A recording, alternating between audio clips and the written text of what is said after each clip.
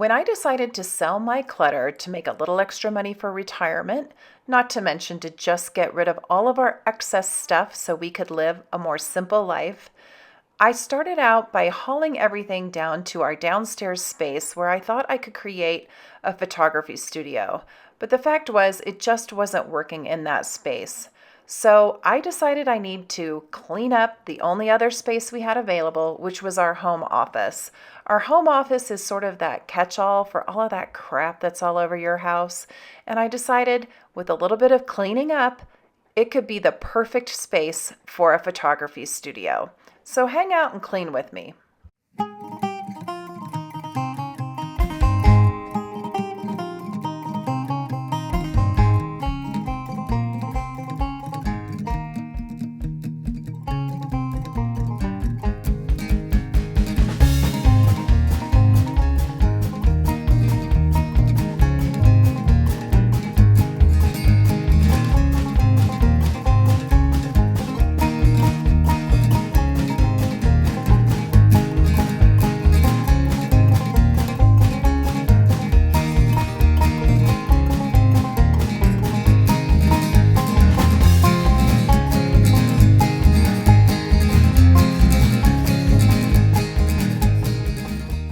Okay, so what I'm trying to set up over here is a photography area. Now, this window here is a fantastic window, but it is west-facing light, which means I do not get any natural light at this table. So I'm gonna try to use a couple different things to create artificial light. I'm terrible at this. I'm terrible at this. And so this creates a lot of stress for me. But all I've done here is I have a poster board on the bottom.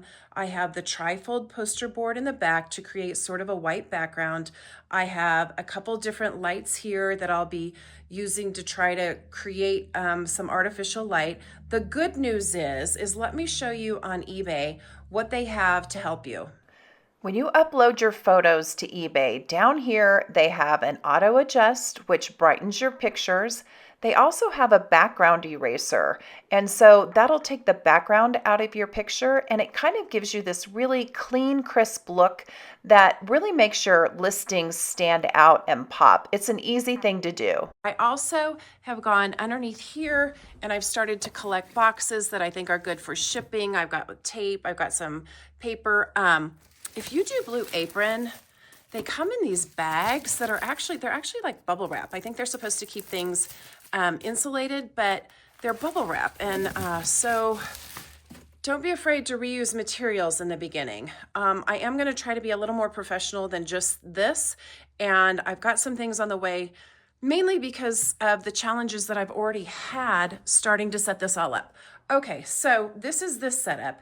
Over here, I found, this is the beauty of keeping things, I found this wreath hanger here. So I'm gonna be able to photograph clothing against a white background. So I think this setup is gonna work out great as long as I can get the lighting right. So, okay, welcome to the floor.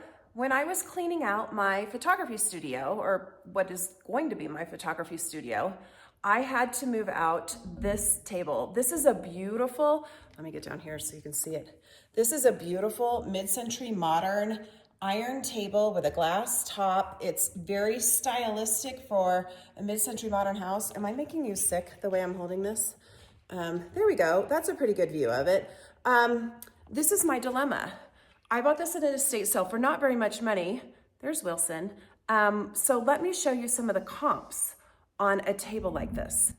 As you can see, people are asking up to $425 for these vintage pieces. The question becomes, how do I sell this to get the max amount of money? Because that's part of the goal. If I'm gonna go through the exercise of getting rid of half of the things in my house, I'm definitely getting rid of things like this that I thought was gonna work in my family room, does not work in my family room, and I wanna get max money out of it because I know it's worth money.